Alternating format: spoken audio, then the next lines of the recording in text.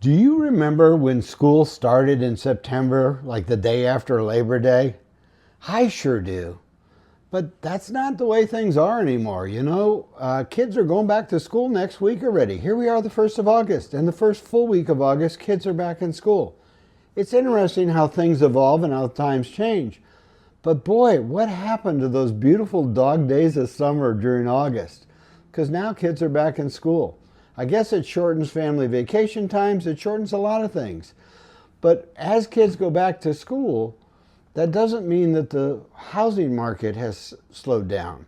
The housing market has already been operating at a very slow level. And the reason it's been operating at a low level has been the artificially high interest rates. And we've talked about this a little bit before, but I really want to focus on it because that's the elephant in the room. If you look back over the last 12 to 24 months, and some of you, our more recent clients, did buy downs to where you had a lower interest rate for 12 or 24 months.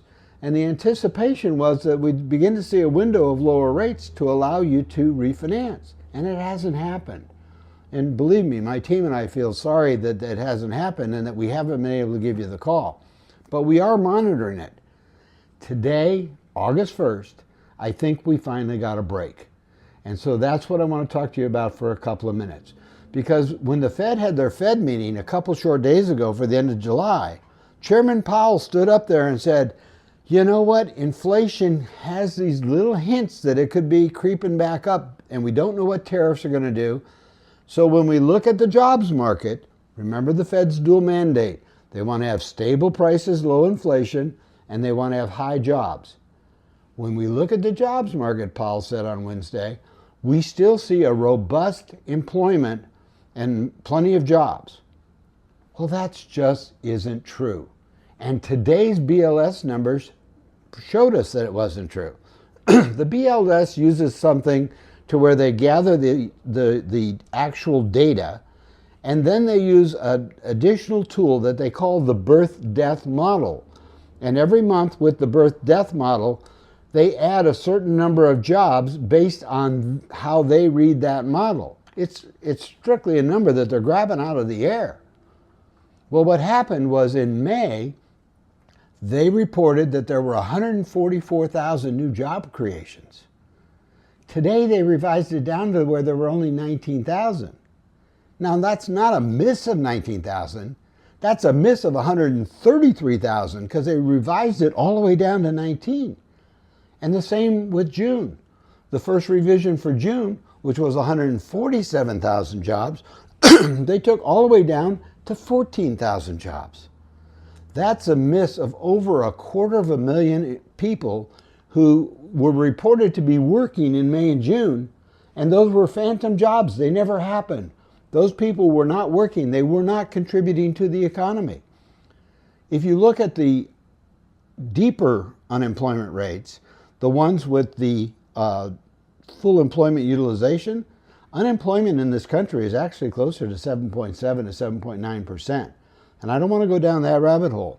But I do want you to understand that the 4.1% unemployment that's been reported for this past quarter, which has held up mortgage rates when we kept thinking we were going to get relief in the second half of the year, that hasn't happened until today.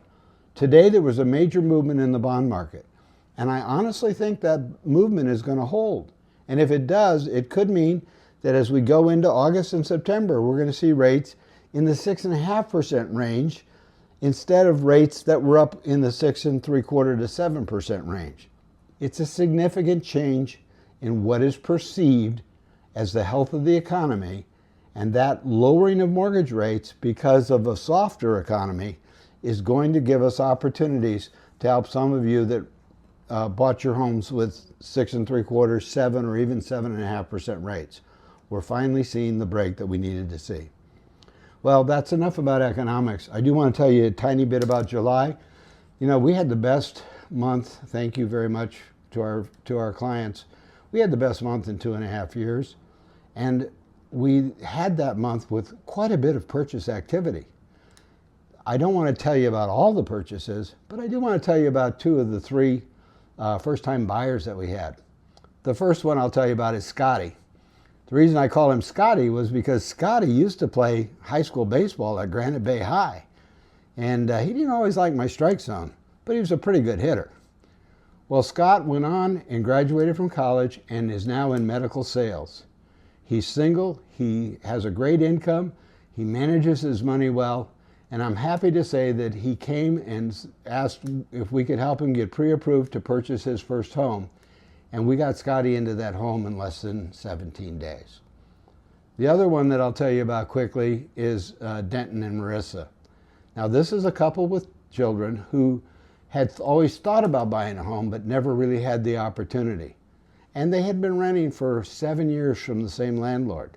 And that landlord decided it was time for them to move without a heck of a lot of notice. The rule is 60 days. That's not a heck of a lot of time when you've been somewhere for 7 years. But you know, that was the impetus they needed.